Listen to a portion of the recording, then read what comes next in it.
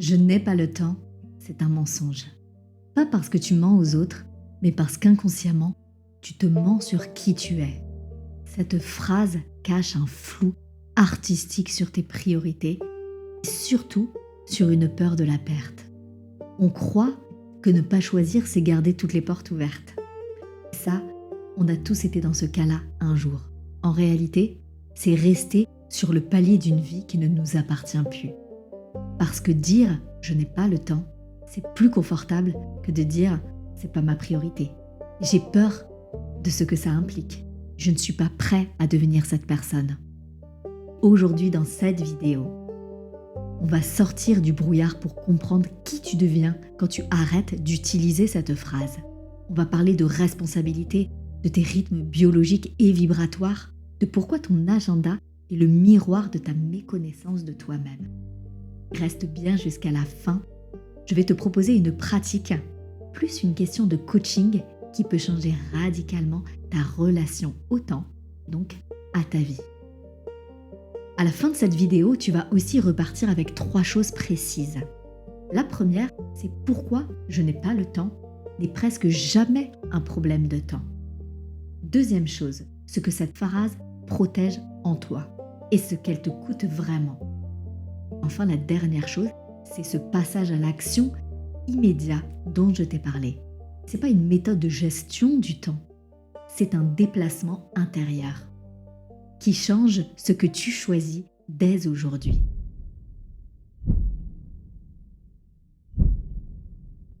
La réalité universelle, c'est que tout le monde a 24 heures dans une journée.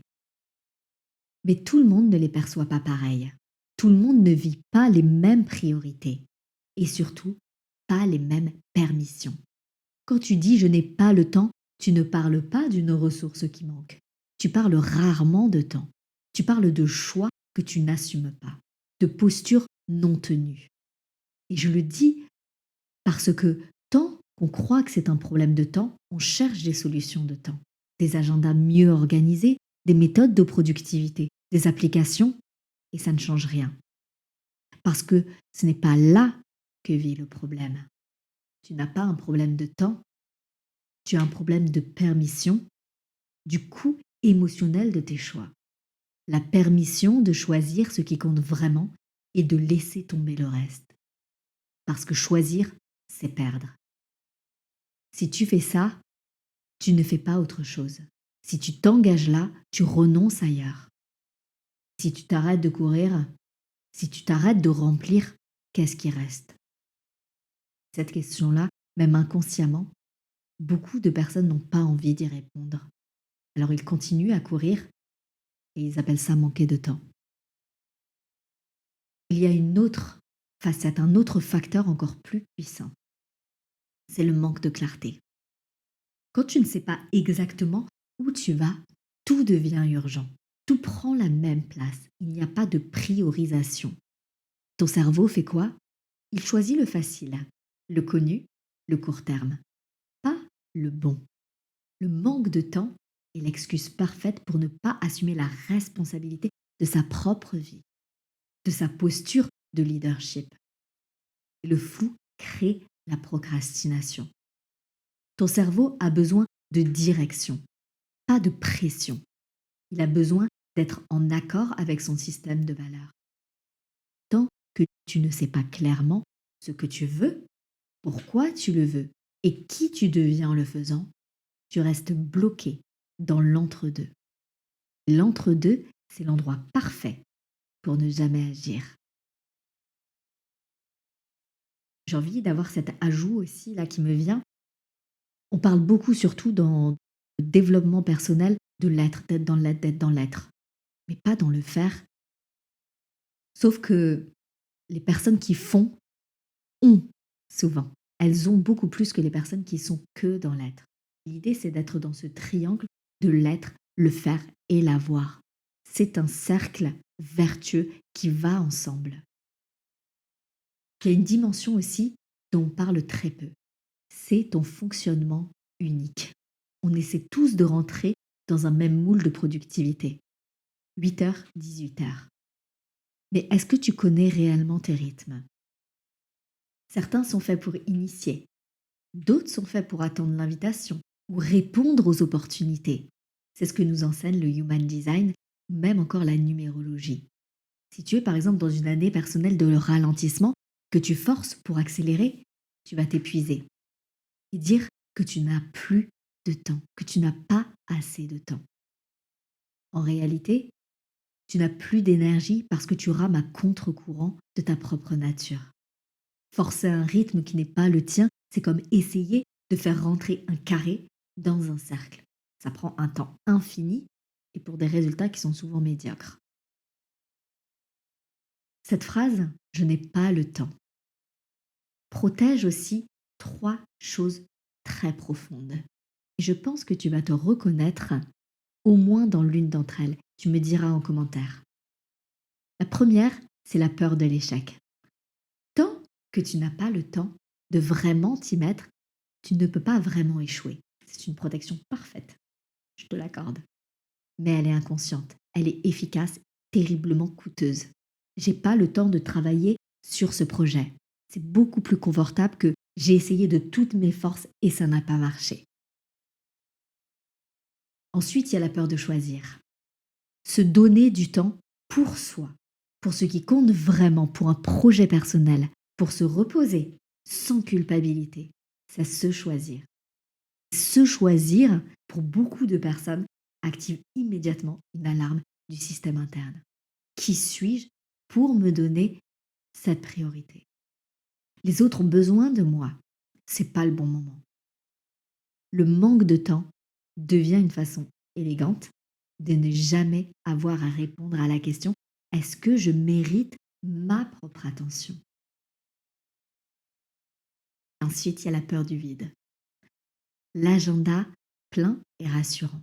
Il prouve que tu existes, que tu comptes, que tu es utile. Un agenda vide, même une heure vide, peut déclencher une anxiété difficile à nommer pour certains. Alors on remplit, on remplit, on remplit. On optimise, on occupe. Mais un agenda surchargé n'est pas la preuve que ta vie est pleine. C'est parfois la preuve que tu as la peur de te rencontrer. C'est une question d'identité et d'incarnation de qui tu veux être vraiment. Parlons de quelque chose de très concret sur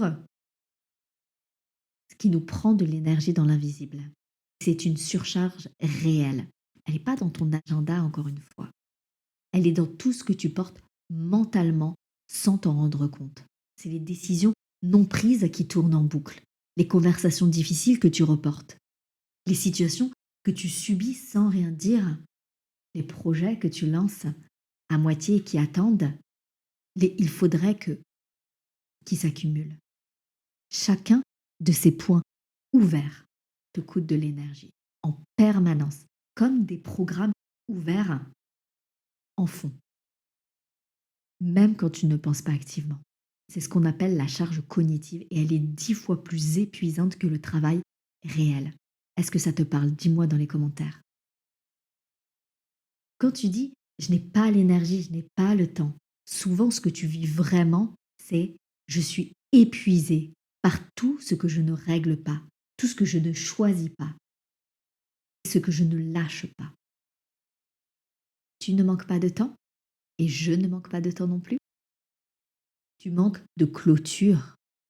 Chaque décision non prise te vole de l'énergie, tu crois ne plus en avoir. La bonne nouvelle, c'est que ça se nettoie, ça se libère. Pas en travaillant plus, mais en décidant plus, en étant dans sa capacité de leadership, en fermant les boucles, en disant non à ce qui occupe de l'espace sans te nourrir, en choisissant vraiment plutôt qu'en subissant. Là, il y a quelque chose d'étrange qui se passe. Tu retrouves du temps. Pas parce qu'il y en a plus, mais parce que tu es enfin disponible pour lui. Tu transformes ta tolérance au non essentiel, mais aussi à ce qui est non négociable pour toi. Je vais te décrire quelque chose. Quand tu es dans cette identité de toi qui connaît son design, c'est-à-dire ta manière de fonctionner, qui connaît ses cycles, cette personne ne court pas après les minutes. Elle se place là où elle est la plus efficace, au moment où elle est la plus alignée. Ça, c'est le charisme.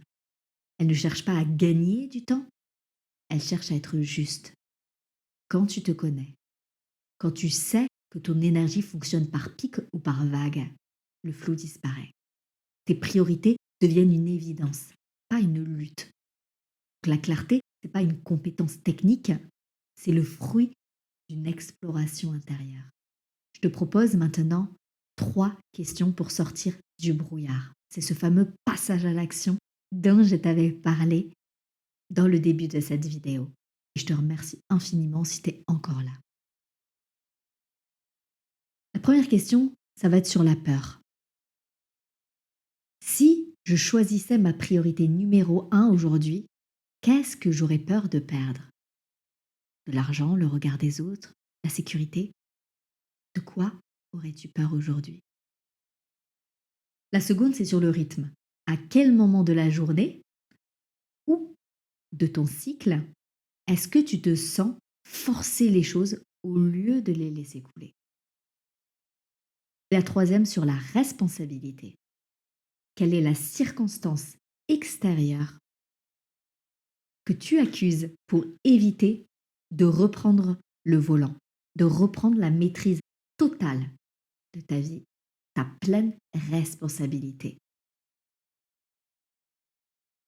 La réponse à ces questions, ça vaut toutes les méthodes de gestion du temps du monde.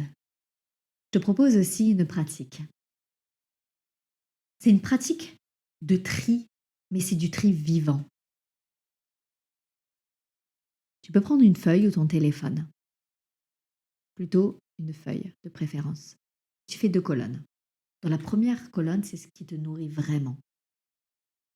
Ce qui, quand tu le fais, te donne de l'énergie, du sens, le sentiment d'être à ta place. Dans la deuxième colonne, c'est ce qui te vide, ce que tu fais par obligation, par peur, par habitude, mais qui ne te ressemble plus. Regarde par exemple la semaine dernière, honnêtement, et range chaque chose dans sa colonne. Maintenant, regarde les proportions, parce que la réponse à « je n'ai pas le temps » est dans ces colonnes-là. Tu n'as pas besoin de tout changer d'un coup, tu as juste besoin de choisir une chose pour réduire la deuxième colonne. Une chose à protéger dans la première. Une seule par semaine, à ton rythme. C'est comme ça que le temps commence à t'appartenir. Si cette vidéo a résonné pour toi, si c'est pratique aussi, dis-moi ce que tu en as pensé. Si tu t'es reconnu dans cette course au temps, que tu veux qu'on explore ton fonctionnement unique en Human Design, en numérologie, puis avec d'autres techniques avec lesquelles je travaille pour arrêter de courir, écris clarté en commentaire. Dis-moi aussi quelle est la peur qui t'empêche de dire non en ce moment. Si tu veux aller plus loin, je t'ai préparé un audio gratuit pour activer clarté, décision, passage à l'action. Le lien est en description. Abonne-toi pour vraiment renforcer la personne qui est en train de choisir sa vie, c'est-à-dire toi, renforcer l'identité que tu veux incarner au quotidien et amplifier ton charisme, ta présence dans toutes les sphères de ta vie. Merci infiniment pour ton écoute, pour ta présence. Je te dis à très bientôt pour la prochaine vidéo.